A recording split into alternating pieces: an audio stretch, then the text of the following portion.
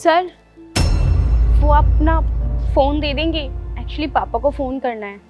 Phone? तुम्हारे पास phone नहीं है? नहीं सर, एक्चुअली मेरे पापा ने मुझे फ़ोन नहीं दिया हुआ। आज के टाइम पे तुम्हारे मम्मी पापा ने तुम्हें फोन नहीं दिलाया? नहीं सर, आप टेंशन मत लीजिए, मुझे पापा से ही बात करनी है और आप कहेंगे तो मैं यहीं पे खड़े होकर बात कर लूँगी। कोई फ्रॉड व्रॉड तो नहीं कर दोगी? नहीं नहीं सर, कोई फ्रॉड व्रॉड नहीं है, बस मुझे मेरे पापा से ही बात करनी है।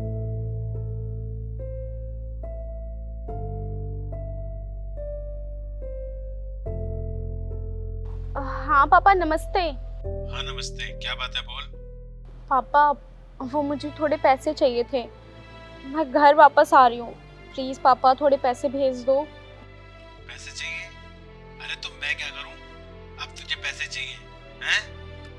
जब घर छोड़ के गई थी बिना बताए और पर्चा लिख के गई थी कि मैं घर छोड़ के जा रही हूँ और तब वापस आऊंगी जब कुछ बन जाऊंगी। बन गई क्या? नहीं पापा प्लीज़ ऐसे मत बोलो, मेरे लिए तो बिल्कुल ही अनजान शहर है, मैं कहाँ जाऊँगी। मैंने आपको फ़ोन भी किसी और का फ़ोन मांग के किया है। हाँ तो मैं क्या करूं, किसी और का फोन लेके बात कर रही है तो? मेरे भला से तू जाने और तेरा काम जाने, हमारा तेरे से कोई मतलब नहीं। वहीं मर, जो मर्जी कर। तुम्हारे पापा ने तुम्हारी मदद क्यों नहीं की? वो एक्चुअली सर वो मेरे सौतेले पापा हैं और उनको कुछ खास मतलब है नहीं मुझसे। तुम्हें पैसे क्यों चाहिए? नहीं सर थैंक यू, नहीं चाहिए पैसे, मैं ठीक हूँ। अरे बताओ ना, पैसे क्यों चाहिए? घर जाना है वापस मुझे। तुम आई कहाँ से हो और क्यों आई थी तुम यहाँ पर? सर वो मैं राजस्थान से हूँ, मैं तो कुछ पैसे कमाने अपने पैरों पे खड़े होने के लिए आई थी दिल्ली। मुझे क्या पता था कि यहाँ आकर मेरी ये हालत हो जाएगी। और साहब मैं ना अपनी मम्मी के लिए कुछ करना चाहती थी, मैं ये चाहती थी कि जो चीज़ मेरी माँ मेरे बाप से नहीं मांग पाई ना, वो चीज़ वो मुझसे कहें, मैं अपनी माँ को हर वो चीज़ दे सकूँ जो शायद मेरे पापा ने नहीं दी। और सर मैं तो यहाँ जॉब करने आई थी, दिल्ली से मुझे एक कॉल आया था, एक बहुत अच्छी कंपनी थी, उन्होंने मुझे बोला कि हम तुम्हें सैलरी देंगे 30,000 रुपये और कुछ ज़्यादा मेहनत भी नहीं करनी, बड़े ही आराम का काम है। तो मैं भी उनकी बातों में आ गई और सर उन्होंने मुझे पूरी शॉर्टी दी। जो लोग वहाँ पे काम करते थे ना, उन लोगों ने मेरी उनसे भी बात कराई और जब मैं वहाँ गई तो उन्होंने मुझसे रजिस्ट्रेशन फ़ीस 5,000 रुपये ले ली।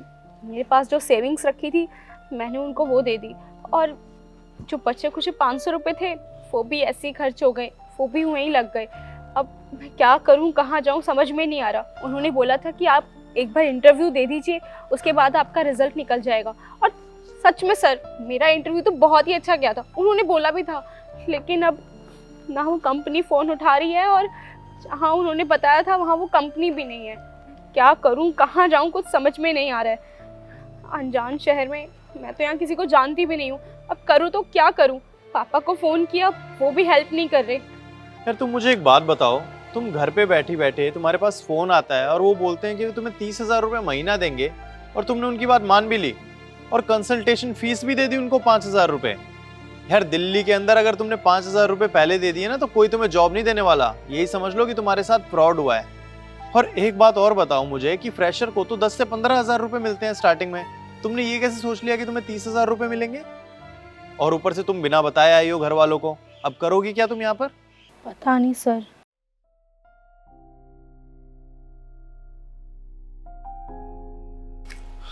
ये कुछ पैसे हैं, घर चली जाना। सर आपके पास कोई जॉब है क्या मेरे लिए? सर मेरे पास ना बैचलर डिग्री है, अगर आपके पास मेरे लिए कोई जॉब हो तो प्लीज़ मुझे दे देते।